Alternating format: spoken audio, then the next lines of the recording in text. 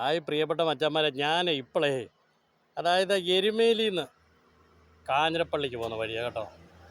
എരുമേലിയിൽ നിന്ന് കാഞ്ഞിരപ്പള്ളി. അപ്പം ഇവിടെ വന്നപ്പം കപ്പയുടെ തടി കണ്ടോ, കപ്പയുടെ മൂട് കണ്ടോ. 3 മാസമായി നമ്മുടെ ചേട്ടൻ ഇവിടെ കച്ചവടം തുടങ്ങിയിട്ട് കേട്ടോ. എല്ലാവർക്കും വരാം ഇവിടെ നിന്ന് കപ്പ മേടിക്കാം. നല്ല സൂപ്പർ കപ്പ കണ്ടോ. ആ കപ്പയുടെ കിഴങ്ങ് കണ്ടാൽ നോക്കി, അടിപൊളി, എന്തൊരു അരങ്ങാന്ന് നോക്കി. ഓക്കെ, ചേട്ടൻ്റെ പേരെന്നാ?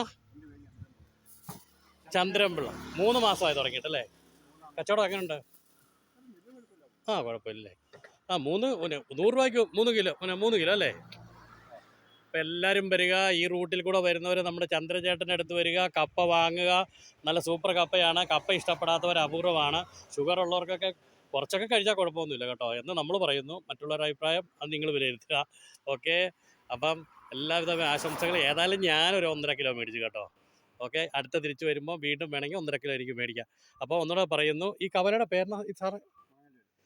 മണങ്ങല്ലൂർ എന്ന് പറഞ്ഞ സ്ഥലമാണ് കേട്ടോ. മണങ്ങല്ലൂർ. എരുമേലിയിൽ നിന്ന് ഇങ്ങോട്ട് വരുമ്പോൾ നമ്മുടെ പെട്രോൾ പമ്പൊക്കെ ഇങ്ങോട്ട് കഴിഞ്ഞിട്ട്, അതായത് കാഞ്ഞിരപ്പള്ളിക്ക് പോയി മുസ്ലിം പള്ളിയുടെ തൊട്ട് ഇപ്പുറത്തായിട്ട് വരും മണങ്ങല്ലൂർ പടിക്കൽ. നിങ്ങൾ വരുമ്പം കാണാൻ റോഡ്, നിങ്ങൾ ആ സൈഡൊക്കെ കാണിക്കുന്നുണ്ട് ഞാൻ കേട്ടോ.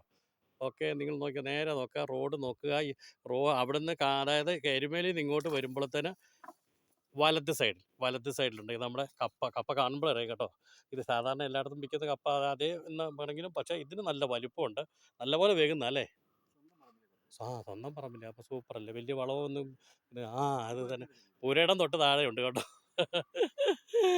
ഓക്കെ, പഴയ നമുക്കറിയാം, പഴയ മോഡൽ തറാസും അപ്പോൾ ഇതൊക്കെ അന്യമായിരിക്കുന്ന ഒരു കാലമാണ്. പക്ഷേ ഇതൊക്കെ ഇന്ന് ഏറ്റവും കൂടുതൽ ആൾക്കാർ ഉപയോഗിക്കുന്ന സാധനമായിട്ട് മാറുന്നു. ഓക്കെ, നന്ദി, നമസ്കാരം, താങ്ക് യു. അടുത്തൊരു വീഡിയോ കാണുന്നവരെ ഓക്കെ.